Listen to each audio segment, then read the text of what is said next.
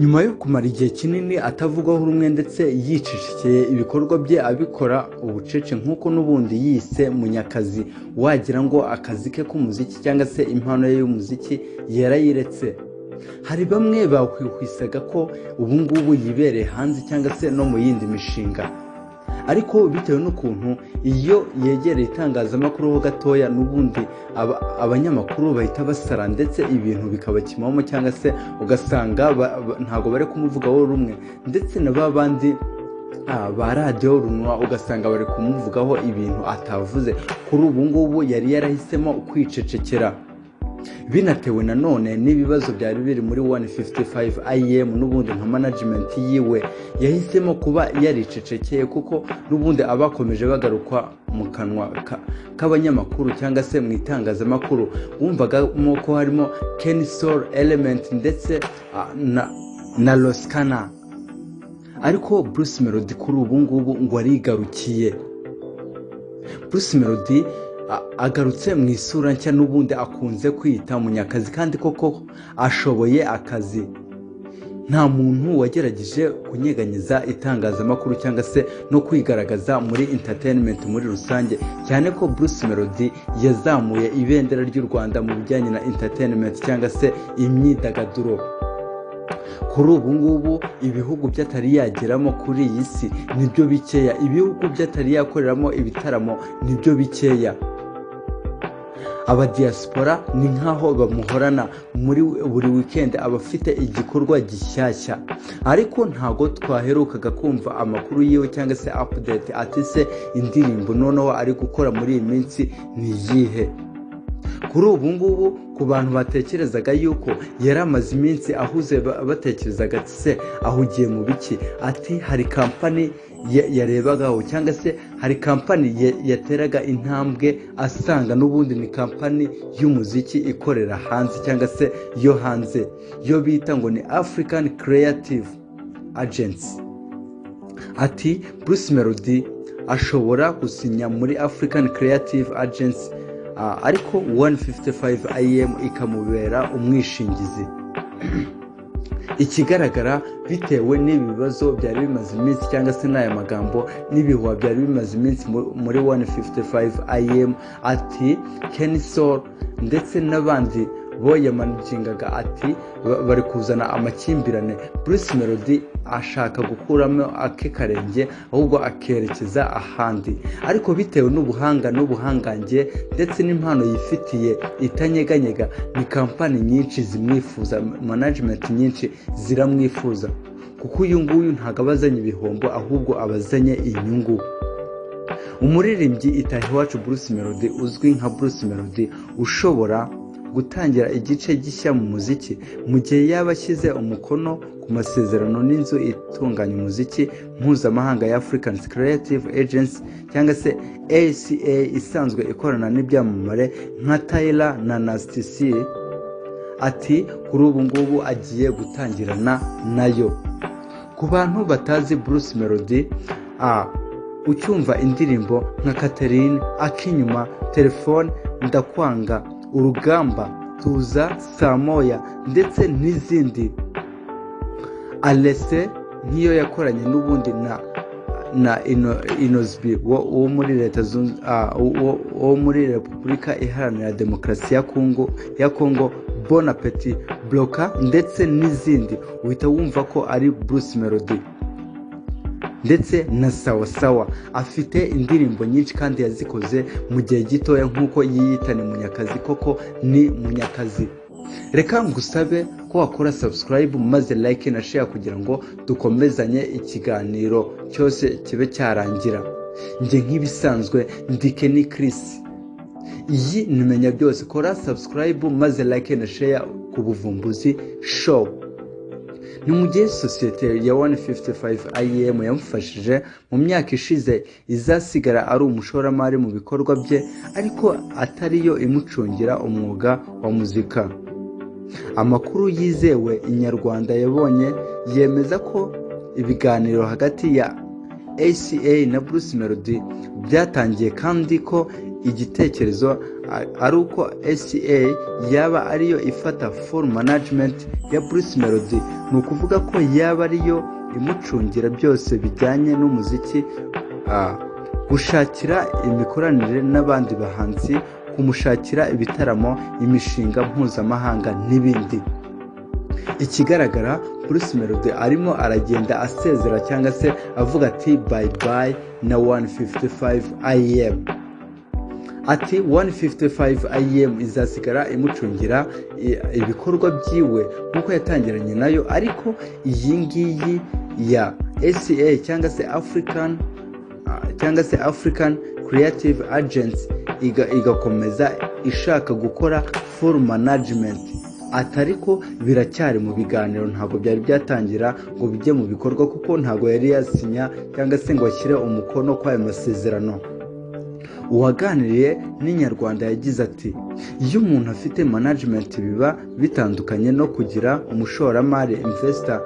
155 IM ishobora kugumaho nka sosiyete ishora amafaranga muri Bruce Melody, ariko full management igakorwa na African Creative Agency, akaba ariyo bamushakira abahanzi bo gukorana nabo indirimbo, bamushakira ibitaramo aririmbamo, mbese ikora kuri kimwe byose umuhanzi akenera. Noneho 155 IM igashoramo amafaranga. Ikigaragara bitewe n'ukuntu uyu musore ukiri mutoya, uyu mugabo ukiri mutoya ku myaka ye mikeya, bitewe n'ukuntu ari munyakazi, bitewe n'ukuntu ashoboye kandi akora igihangano cye mu gihe gito kikaba cyageze kure, kandi iyo yatangiye gukorana nawe aba ataje kuguhombya ahubwo abaje kukungura. Niyo mpamvu 155 IM idashaka kumurekura wese.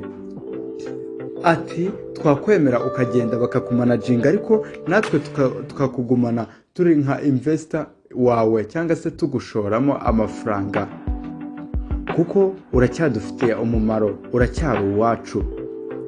Ibi biganiro bishimangiwe n'urugendo Coach Gaël washinze 155 IM aherutse kugirira muri Afurika y'Epfo, aho yahuye na Colin Gaël washinze Africa Creative Agency akaba anayiyobora. Agira ati ibiganiro byaratangiye, igisigaye nuko byashyirwa mu bikorwa, impande zombi zemeranya zikabyemeranya. Ibiganiro ntibiragira ku musozo, ariko vuba aha ngaha bishobora kubyara ikintu kizima. Mu gihe byaba byanzuye gahunda nuko nguko yaba imeze. Yakomeje asobanura ko iyi gahunda igamije gufasha Bruce Melody kuva mu rwego rw'imbere mu gihugu akagera no ku rwego rw'isi. Ati ni mu rwego rwo kuzamura imikorere ya Bruce Melody ikaba mu rundi rwego, kuko ntabwo umuhanzi yakomeza kuguma mu rwego rumwe mu gihe yamaze kugera ku rwego yacuruza ku isi hose, kandi twe muri label ziri hano mu Rwanda ziracyari iz'imbere mu gihugu. Ati label ziri mu Rwanda ziracyari local, ntabwo zaba global ngo zibe zasohoka mu gihugu ngo zibe international. Yunzemo ko Africa Creative Agency ari amahirwe adasanzwe ku muhanzi nk'uyu ugeze kure, kuko ACA cyangwa se Africa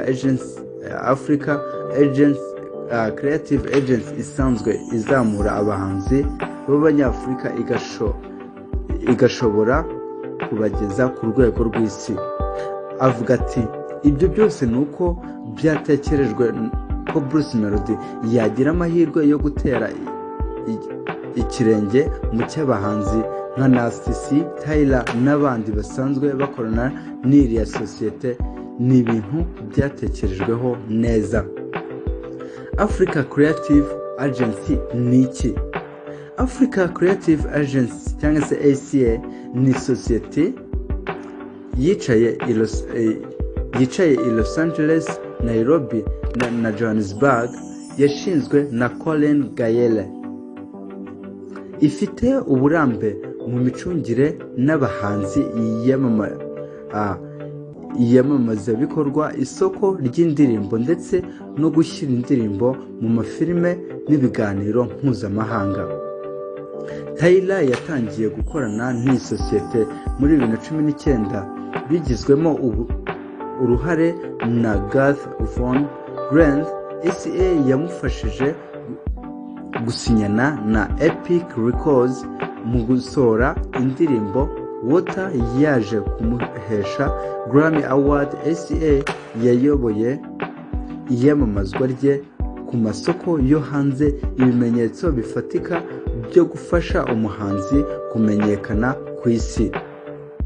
Umuraperi Nasty C, ACA yamufashije kugaragara mu ndirimbo zifitanye isano na filime nka Blood, Water na Netflix, izamufasha kongera ubushobozi bwo kumenyekana, gutegura ibikorwa mpuzamahanga no kugena icyerekezo cy'umwuga. Bruce Melody ari ku muryango w'isi. Ibi ngibi nibyo abantu bibaza. Igihe ibiganiro byaba birangiye neza, Bruce Melody yaba yinjiye mu itsinda ry'abahanzi ba Afurika bagejejwe ku rwego mpuzamahanga.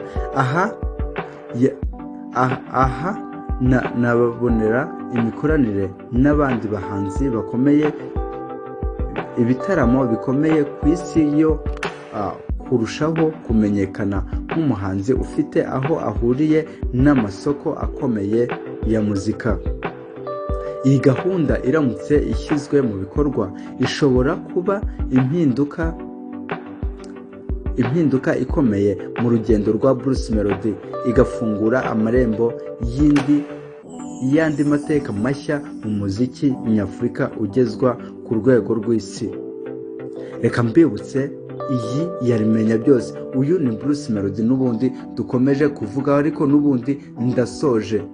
Ati Bruce Melody nyuma yo gukora indirimbo nyinshi zigakundwa, nyuma y'uko umunyamerika ukomeye cyane ari we Shaggy ahisemo gukorana nawe, ati iyi ngiyi Africa Creative Agency nayo yamutumyeho, ati nta kuntu waza tukaganira maze tukagira ibyo twumvikana, tukagira ibyo dusinya. Uyu ni Bruce Melody cyangwa se Itahiwacu Bliss, ku izina ry'ubuhanzi akaba ari Bruce Melody.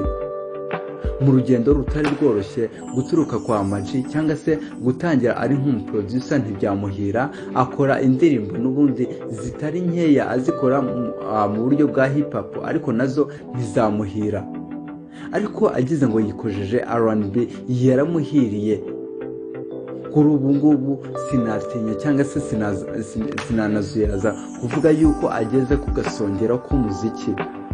Uyu Bruce Melody ntago akiri loko cyangwa se ntago akiri umunyamuziki ku rwego rwa Afurika, ahubwo amaze kuba global cyangwa se international ku rwego rw'isi. Nguyu Bruce Melody amaze gutambuka abahanzi benshi. Kuri ubu ngubu ibikorwa byiwe asigaye abikora bucece, bitewe n'uko amagambo yagiye aba menshi ndetse bagenda banamuteranya n'abahanzi benshi. Yavuga akantu gatoya ahubwo bakagahinduramo ikintu kinini, nk'uko bavuga ngo usubiyemo igitutsi niwe ubutukanye. Mu minsi yashize nibwo yigeze kwivugira ijambo ridakomeye cyane, batangira kumuteranya n'abahanzi bakomeye mu Rwanda nka Meddy na The Ben, ati uyu nguyu yashatse kubakora mu jisho. Mu yandi magambo ngo yashatse gukora mu ijisho rya Tiger, nk'uko The Ben n'ubundi yiyise Tiger, ati ni igisamagwe. Ariko kuri ubu ngubu Bruce Melody atangiye kubereka koko, nk'uko akunze kuvuga ati njye ndi umuntu ukomeye, njye ndi munyakazi. Atangiye kubereka yuko koko ari munyakazi.